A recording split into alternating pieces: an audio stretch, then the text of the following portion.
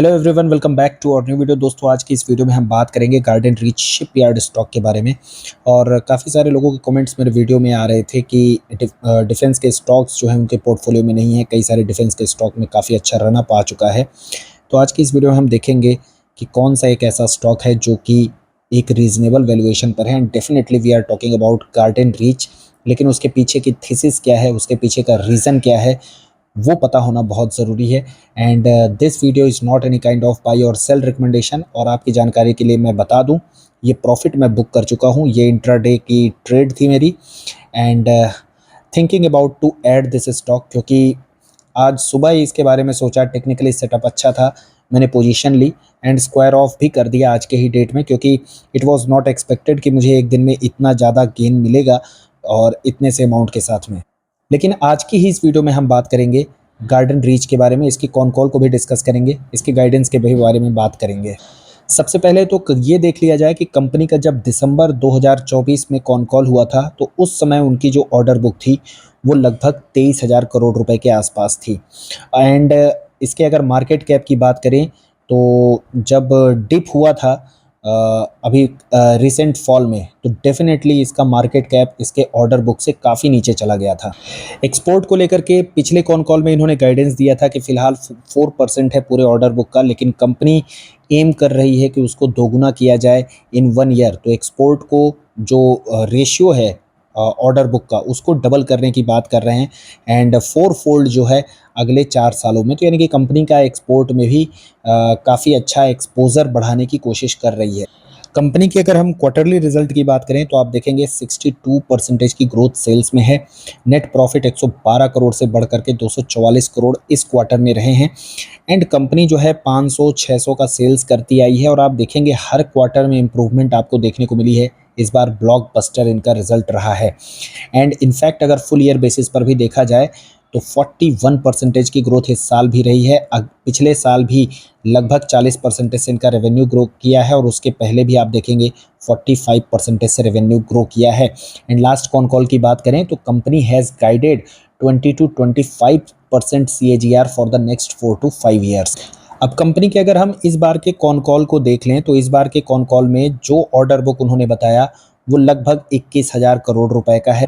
और अगर इसी कॉन कॉल की बात करें तो कंपनी ने बोला था कि वो जो है जो अपॉर्चुनिटी की बात करें, फ्यूचर अपॉर्चुनिटी जहाँ पे उन्होंने बिड कर रखी है और उन्हें एक्सपेक्टेड है कि इस बार जो है तो कुछ बिड्स उनको मिलेंगी। तो उसमें से एक बिड था जो कि लगभग 25,000 करोड़ रुपए का एक बिड था। एंड और आज की ही डेट की हम बात करेंगे, आज के दिन ही इनकी तरफ से एक नोटिस जारी किया गया है। And company has been declared L1 bidder, जहां पे इसका ऑर्डर वैल्यू जो है 25,000 करोड़ रुपए से ज़्यादा का है। तो कंपनी ने बताया था कॉन कॉल में कि 22,000 करोड़ रुपए के नियरली उनके पास ऑर्डर बुक हैं। 22,000 दैट इज 21,000 करोड़ के। और यहाँ पर आप इसको 25,000 करोड़ और ऐड कर देंगे तो जितना ऑर्डर बुक इनके पास अभी था एक सिंगल ऑर्डर में, उससे कहीं ज़्यादा कंपनी को ऑर्डर मिले। एंड इम्पॉर्टेंटली कहानी यही नहीं ख़त्म होती है, इसके अलावा कुछ और भी ऑर्डर्स हैं। लाइक यहाँ पे जैसा कि उन्होंने बताया है 40,000 करोड़ से भी ज़्यादा के ऑर्डर, ये इन पर भी कंपनी ने यहाँ पे बिड किया है। इसके अलावा कुछ छोटे मोटे ऑर्डर हैं, जैसे कि आप देख सकते हैं कि लगभग 3,500 करोड़ का ये ऑर्डर हो गया। और उसके बाद जो है तो 2,500 करोड़ के ये ऑर्डर, 1,200, 1,500। और इसके अलावा एक और बहुत बड़ा ऑर्डर है जो कि लगभग 70,000 करोड़ रुपए का ऑर्डर है। अगेन आप देखेंगे 32,000 करोड़ का ऑर्डर। तो कुल मिला के कॉन कॉल काफ़ी बुलिश है। और इनमें से एक दो भी, जैसे 25,000 का एक बड़ा ऑर्डर लगा, एक ये ऑर्डर भी अगर इनके पास लगेगा तो एक मैसिव री रेटिंग की पॉसिबिलिटी है। और मैं ऐसा इसलिए बोल रहा हूँ क्योंकि अगर आप मार्केट कैप और ऑर्डर बुक सभी कंपनियों का कंपेयर करेंगे तो उसमें आपको मिलेगा कि GRSE जो है वो काफ़ी ज़्यादा अंडर वैल्यूड है। फॉर एग्जांपल के लिए HAL की बात करें, 3,37,000 करोड़ का मार्केट कैप है, ऑर्डर बुक नियरली 94,000 करोड़ का है। Market cap to order book का अगर रेशियो अगर आप देखते हैं तो वो निकल के आता है 3.58। सिमिलरली BEL की बात करें तो मार्केट कैप और ऑर्डर बुक को अगर आप डिवाइड करेंगे तो वो 3.54 आ रहा है। मजगांव की बात करें तो वो नियरली 4 के राउंड आ रहा है। BDL की बात करें तो वहाँ पे भी नियरली 3.10 का आता है। लेकिन GRSE की बात करें तो आज के करंट मार्केट कैप को उसके जो कॉन कॉल में ऑर्डर बुक बताया गया था उसका रेशियो देखेंगे तो वो 1.5 आता है। और अगर करंट ऑर्डर बुक को भी ऐड किया जाए तो market cap to order book का रेशियो 0.68 हो जाता है।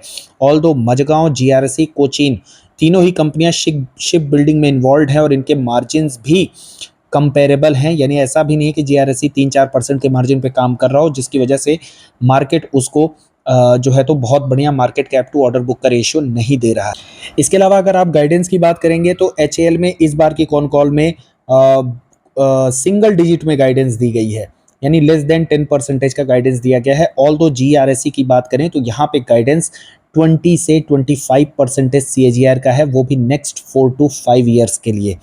तो गाइडेंस भी किस कंपनी का बढ़िया है, नंबर्स भी इस कंपनी के बढ़िया हैं, ऑर्डर बुक भी डिसेंट है। और इनफैक्ट अगर आप और छोटी कंपनी में जाएंगे लाइक डाटा पैटर्न तो यहाँ पे देखेंगे 1100 करोड़ का ऑर्डर बुक है। ऑल दो कॉन कॉल में मैनेजमेंट ने बोला है कि नेक्स्ट ईयर मतलब इस साल के अंत तक इनका ऑर्डर बुक जो है नियरली 3000 करोड़ के अराउंड हो जाएगा। तो वहाँ से भी अगर देखा जाए करंट मार्केट कैप को तो ऑर्डर बुक के हिसाब से ये 5 का रेशियो आता है। लेकिन फिलहाल अगर करंट की बात करें आज की डेट में जो सिचुएशन है तो वहाँ से 13.9 है। और जेनटेक की अगर हम बात करें जहाँ पे ऑर्डर बुक काफ़ी ज़्यादा कम है लेकिन मार्केट कैप काफ़ी ज़्यादा है, तो वहाँ पे अगर आप देखेंगे market cap to order book का रेशियो 24.6 है।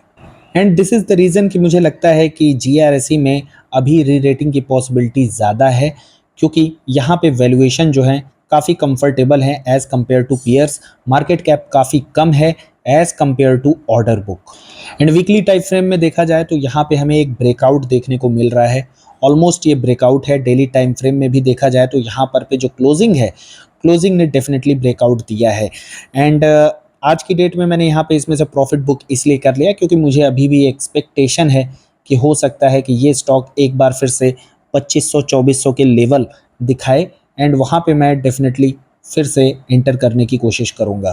टेक्निकल्स की बात करें तो कोई ज़रूरी नहीं कि हो सकता है कि यहाँ पे ये लेवल्स देखने को मिले, हो सकता है यहाँ से भी स्टॉक जो है आगे चला जाए, बट लेट्स सी कि क्या होता है। एंड फंडामेंटली अगर देखा जाए तो मुझे यहाँ पे वैल्यूएशन काफ़ी कम नज़र आते हैं, यहाँ पे री रेटिंग की पॉसिबिलिटी अभी काफ़ी हाई लगती है। एंड अगर डिफेंस की थीम की बात किया जाए 3-4-5 सालों के लिए तो आई थिंक इंडिया को ज़रूरत है डिफेंस की and that is why defence में ऑर्डर बुक्स भी आने वाले टाइम पे हेल्दी रहेंगे एंड कंपनियां भी यहाँ पर अच्छा करेंगी। तो साथियों आज की वीडियो में बस इतना ही। आपको क्या लगता है कौन सा डिफेंस स्टॉक अभी भी सही राडार पे आ सकता है इन टर्म्स ऑफ अगर हम वैल्यूएशन की बात करें, कौन सा स्टॉक बढ़िया है एंड कौन सा स्टॉक आपके पोर्टफोलियो में है? Do let me know in the comments. बाकी कंटेंट अच्छा लगता है then hit the like button and do not forget to share and subscribe the channel. Thanks for watching the video.